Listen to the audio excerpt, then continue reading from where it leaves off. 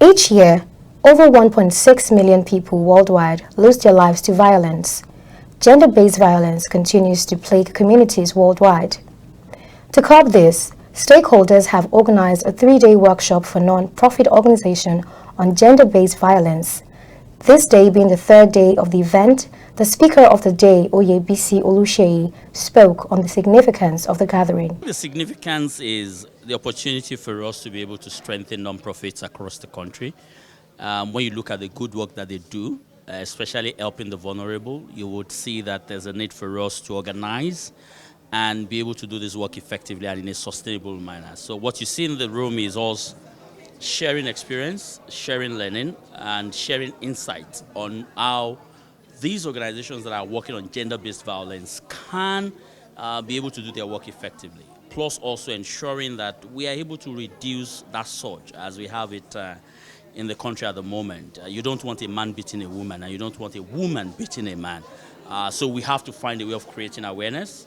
We also have to find a way of ensuring that the laws that we have at the moment are respected by citizens, and that the laws themselves are also effectively implemented by those that are meant to implement them. We must reduce a lot of cultures that does not respect the women or respect or value the girl child.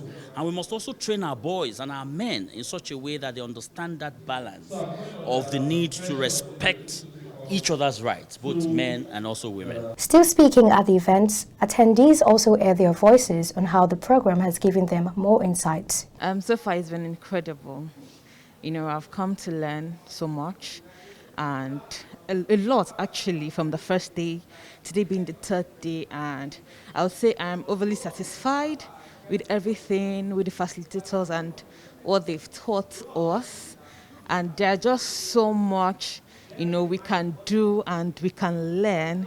And I would say at this point, my well of knowledge has increased and probably overflowing. I want to create that safe space for them at the end of every day to make them, at the end of the day, be confident in themselves again, be aware of what has happened to them, that they are not victims, but rather they are survivors. Speaking further, one of the organizers of the event, James Onwegbu, spoke on the day. What we want to achieve with this project is to increase reporting and access to justice for survivors of sexual and gender-based violence in 2 local governments. We are looking at Ojo and Oshodi Solo. One of the things to be done yet more by the government is to, especially through the police, to increase the support that they give survivors so that it's easier to get an arrest and it's easier to prosecute and file a case in court.